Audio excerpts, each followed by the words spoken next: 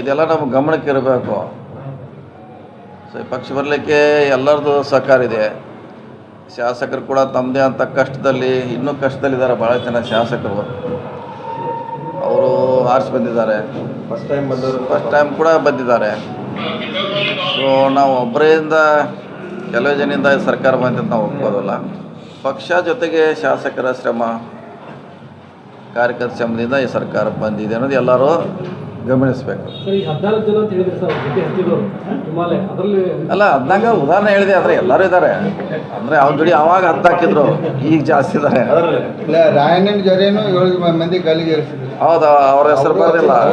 ಅವ್ರು ಹಂಗೆ ಆ ಥರ ಎಲ್ಲರಿಗೂ ಅಷ್ಟೇ ಪ್ರಾಮುಖ್ಯತೆ ಸಿಗಬೇಕನ್ನೋದು ನಮ್ಮ ಉದ್ದೇಶ.